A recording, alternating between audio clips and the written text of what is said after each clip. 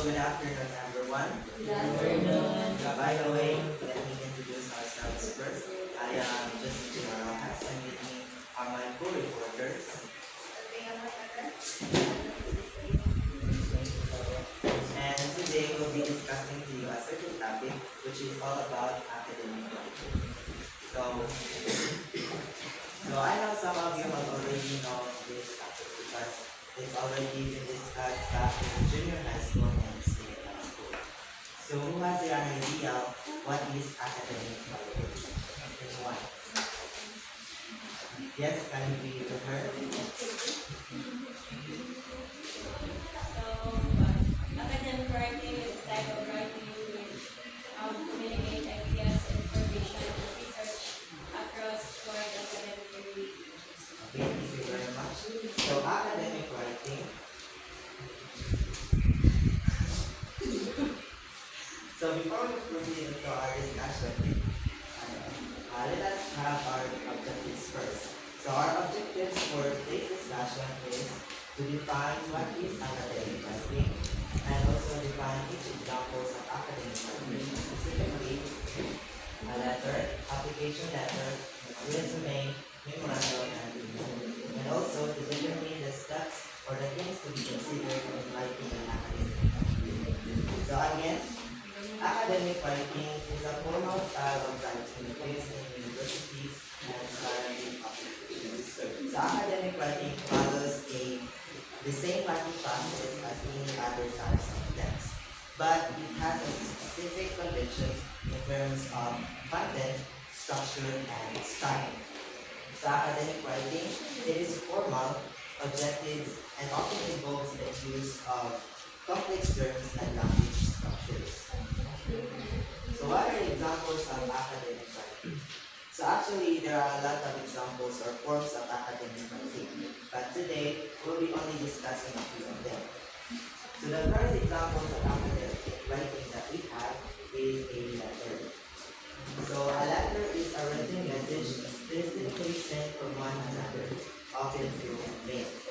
So a letter is a form of written communication between two individuals. It can be either written personally or written. It can be used for a variety of purposes such as conveying personal thoughts and feelings and feelings. So there are two types of letter. We have the formal letter and the informal letter. So what are the differences between formal letter and informal letter?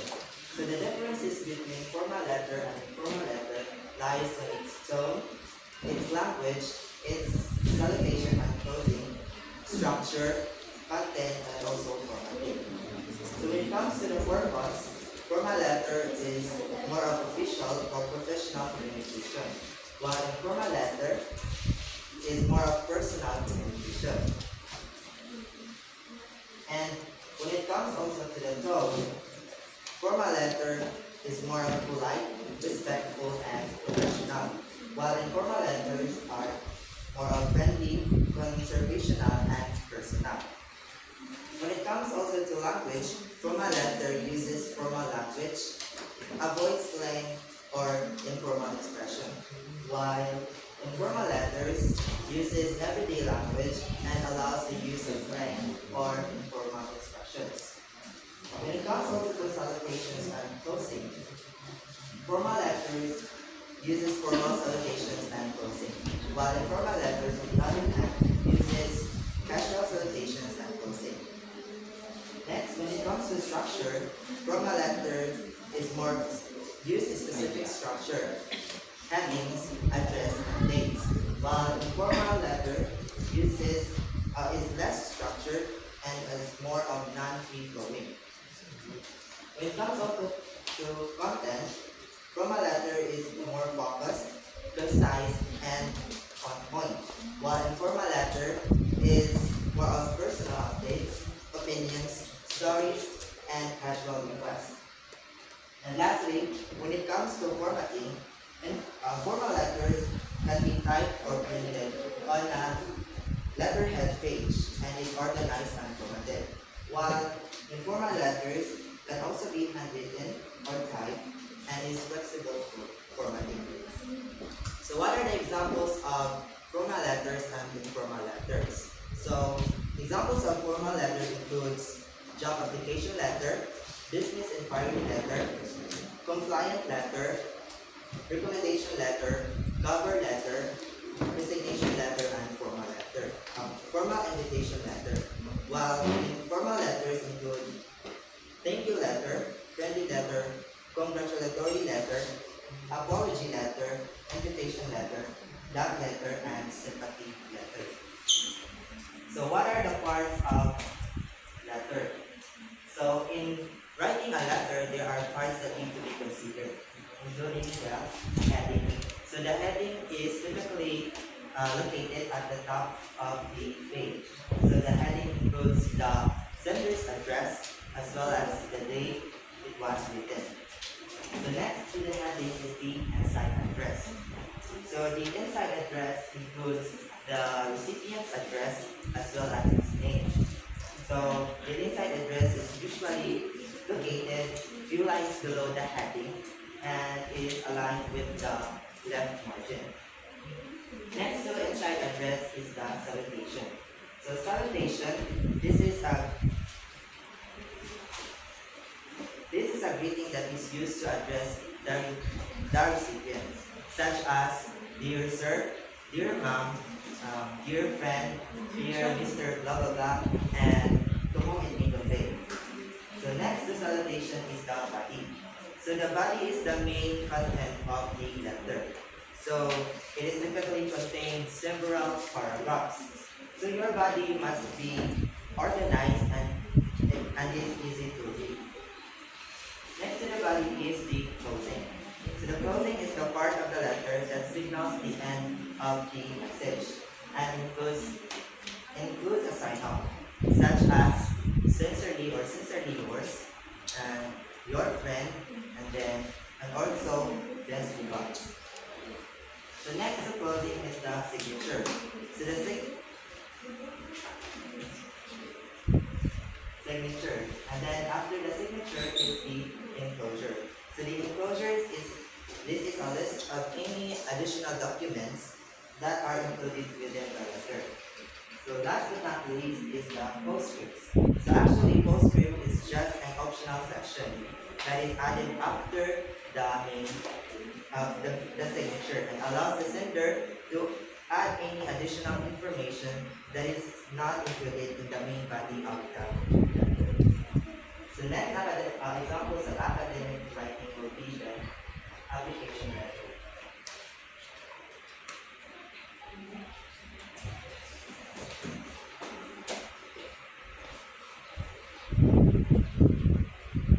Next example about academic writing is application letter. So, what is application letter? Can you describe so?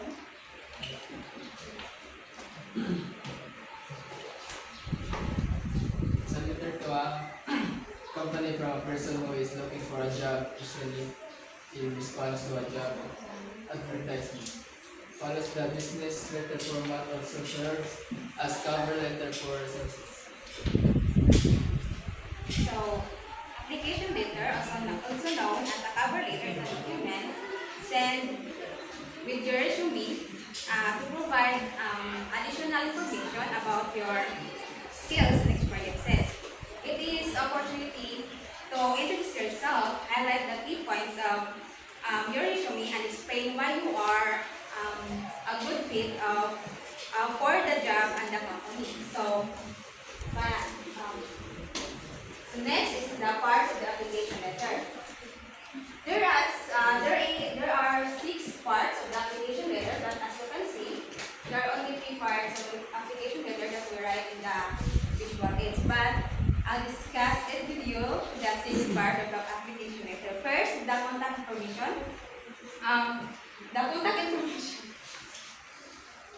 The contact information is where you write your name, address, phone number, and the email address, and also the date you write the letter. Next, the salutation. Salutation is the greeting to the recipients. Usually includes the there followed by the person's name or the title of their job if the name is not available. the third one is the introductory paragraph or the introduction. It is the brief introduction yourself. Mention the job you are applying for or where you found it and why are you interested in this job.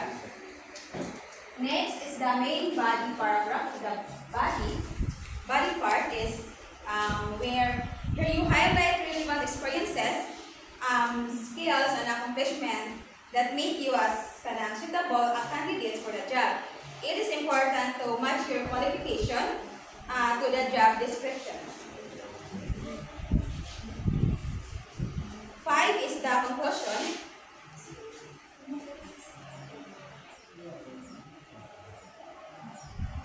Conclusion is a closing paragraph where you express your interest in interviewing for the job. Thank the employer for considering your application and mention that you will follow up. Last is the closing paragraph. A closing paragraph is a polite closing such as sincerely followed by your full name. Tips in making an application letter. So, we have 6 tips in making an application letter. First, the details. In making application letter, it is your chance to make a strong first impression and showcase your qualification. By paying attention to the details, you can create a compelling and well-crafted application letter that increase your chances of getting noticed by the employer. Next, the balance. In balance, it is very important to ensure that if effectively conveys your qualification and interest while remaining concise and focused. It should capture the attention of the reader while providing with the necessary information to evaluate your candidacy. Next, it is maintaining your professional tone throughout your letter. Be courage, be polite, and be confident in your language. Avoid using overly casual or informal language that may diminish the professionalism of your application. By striking the right tone, you can make a positive impact and increase your chances of standing out among other applicants. Next, the grammar. A proper grammar is essential when writing an application letter, as it reflects your attention to detail and professionalism. By using proper grammar, you can effectively convey your qualification and make a positive impression on the employer. Next, the spacing. Spacing plays an important role in the overall readability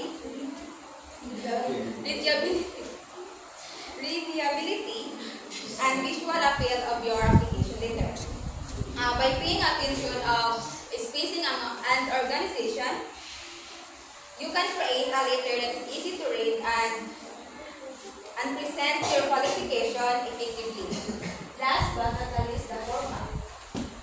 A format of an application letter is important as it helps to create a professional and organized documents.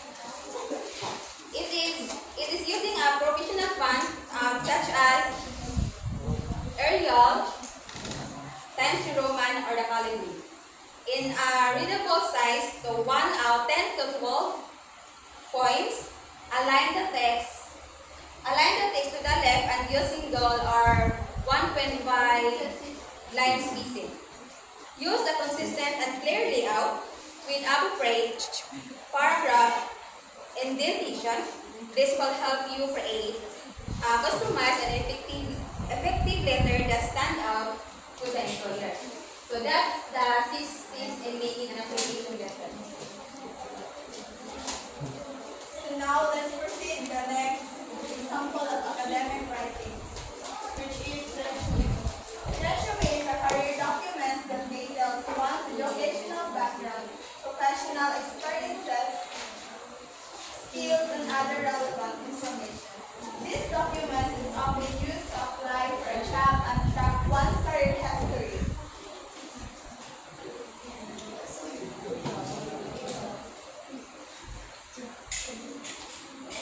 So what is in a resume? First is a profile. Profile is one of the highlighted parts of resume is the profile. This section contains your name, address, contact number, or your like your mobile number and email. The next is photo. Also optional photo humanize your resume.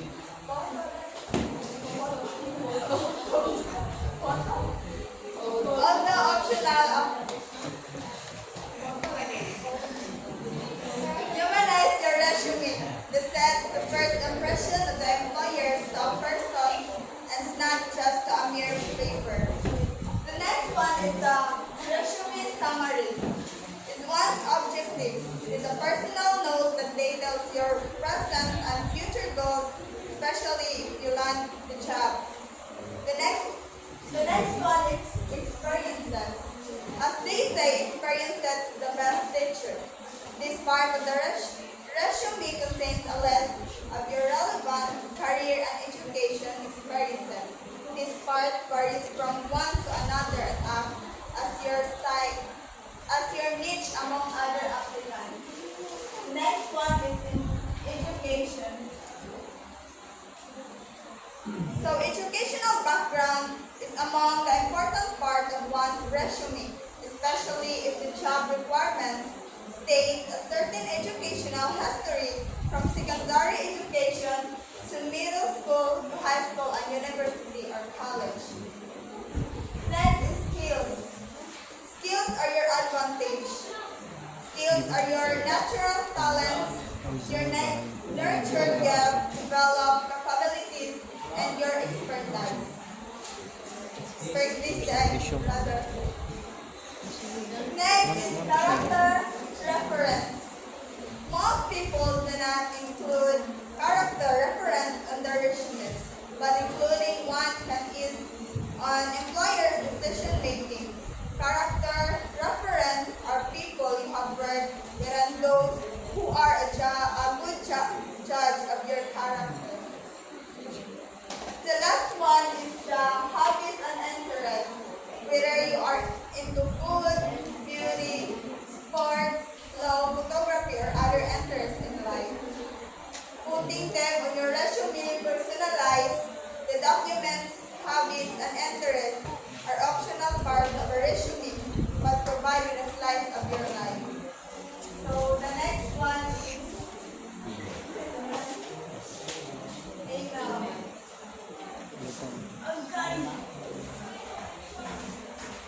So the fourth one is so according to Moran Webster, an email is a means or system for transmitting messages as between computers on a network. And according to Business Dictionary, an email is almost instantaneous transfer of text, voice, and video messages from one computer to another, typically over the internet. And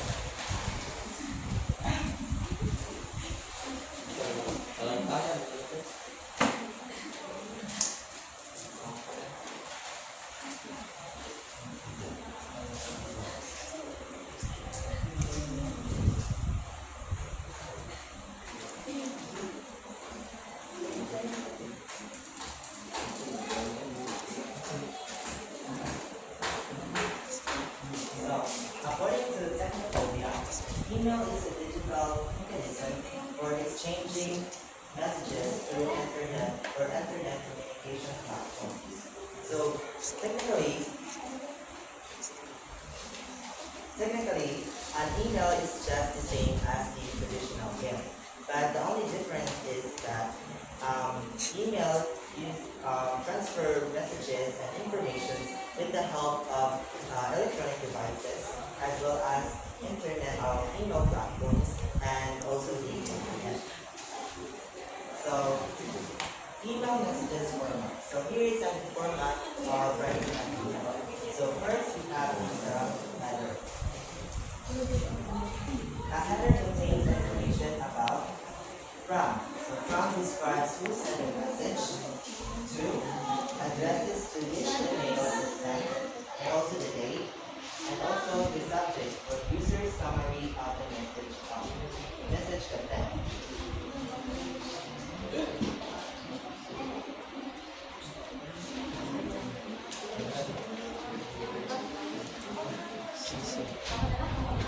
So also the heading is composed of the CCC, which stands for carbon copy recipient, and also the VCC, which is the blind carbon copy recipients.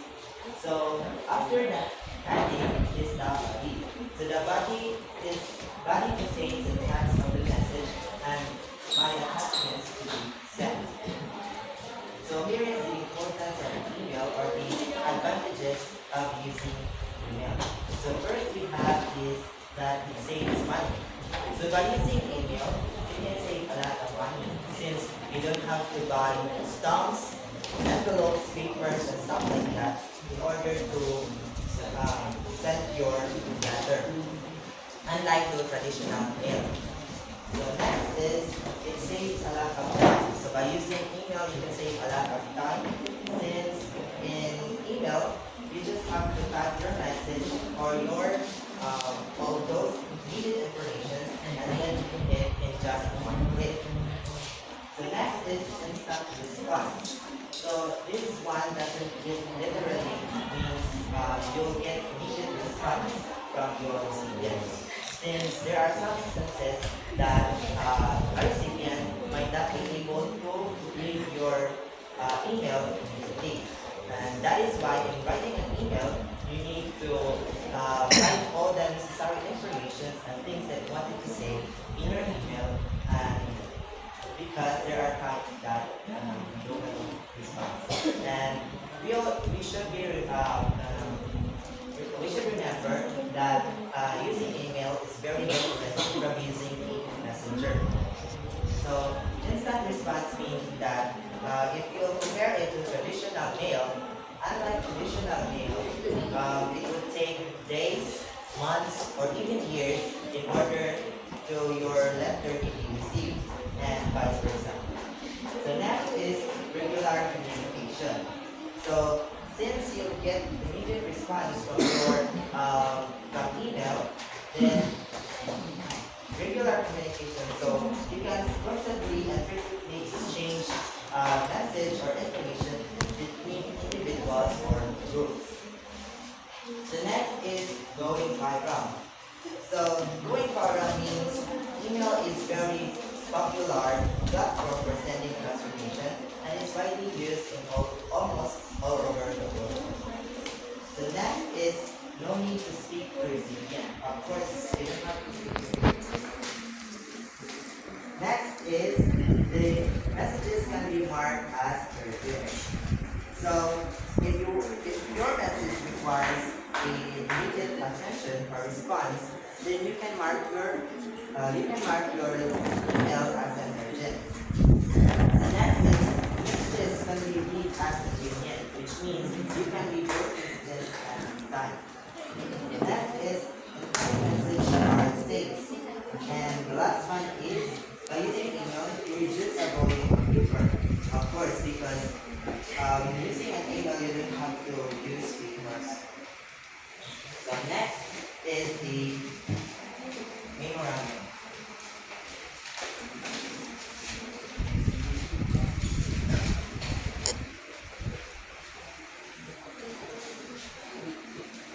So, the last one is the memorandum. It's a note, document, or other communication that helps the memory by recording events or observations on a topic such as may be used in a business office. Usually written message or report from one person or department in a company or organization or others. So, all of us know what is memorandum. So, memorandum, it is like a reminder. So, memo format, create the heading. So, in heading, we can create a lines for to CC from date and subject. So CC is means is carbon copy, or carbon copy is the second copy or the second copy. So second is to write the body. So when we write the body, first we introduce the problem in the first paragraph and give some context and close with positive summary.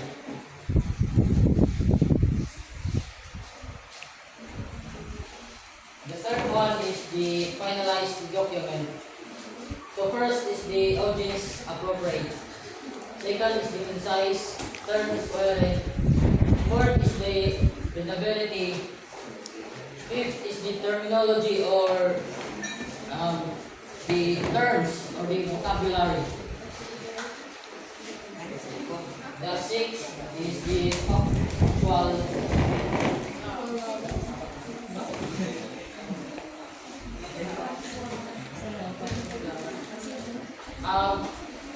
Factual tone. It's not love, it's a factual tone. So factual tone helps to deliver information without subjective interpretation. Yan love. Love lagi na. And the last Factual one love. is the appearance. So the importance of memorandum, a memo's purpose is often to inform, but it can occasionally include an element of Factual love. persuasion or a call to action. One effective way to address informal, artificial speculation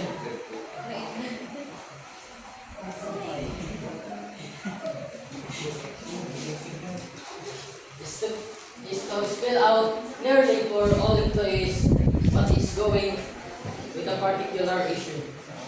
It is normally used for communicating policies, procedures, or related official business within an organization.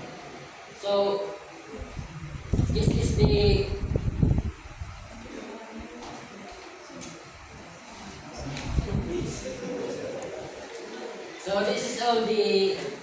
this is all about our work. I guess that's all. So once again, what are those academic writings that we have discussed? We have the Letter. Application letter. Resume. Email and memorandum.